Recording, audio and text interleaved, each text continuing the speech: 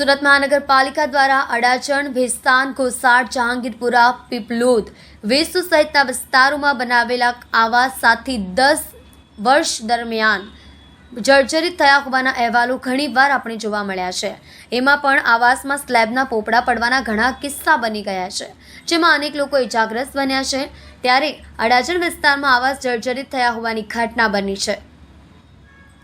અનેકવાર જર્જરિત આવાસમાંથી છતના પોપડા પડી જતા વિરોધ થયો છે, જે 7 વર્ષમાં જ આવાસ જર્જરિત થઈ ગયા છે। ગત રોજ પણ આવાસના પોપડા પડ્યા હતા। જર્જરિત આવાસમાં લોકો ભયના ઓથા હેઠે જીવી રહ્યા છે। આજે જર્જરિત થયેલા આવાસને પગલે ન્યાયની માંગ સાથે કલેક્ટર કચેરી પહોંચ્યા હતા। મનીષાબેન જાદવ, શું સમસ્યા છે તમારી? અમારા ત્યાં બધા પોપડા પડે છે। ઘરના નાના બાળકો હોય, ક્યાં જવાના? એ સમજી આવાસમાં રહે છે।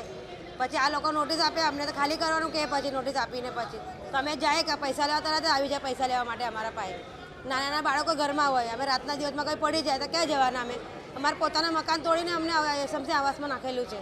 કઈ જગ્યાએ આવાસ ક્રોમાના પછાડી, એ સબ સ્ટાર બજારના ક્રોમાના પછાડી। કેટલા પરિવાર રહે છે ત્યાં? 32 ઘર રહે છે એક બિલ્ડિંગમાં।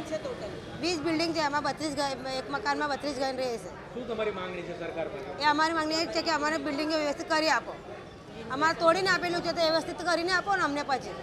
નહીં તો અમારા ઝોપડા હારા હતા એના કરતા તો એ મોદી આપેલા અમને કંઈ ફરક જ નહીં પડતો, કેમ કે એ પોપડા પડે છે રાતના રાતના પડી જાય મરી જાય તો એનું જવાબદારી કોણ લેવાનું છે? અમારી કોઈ છે જવાબદાર લેવા વાળું? તો અમે પછી કંઈ માંગણી નહીં કરે અમારી।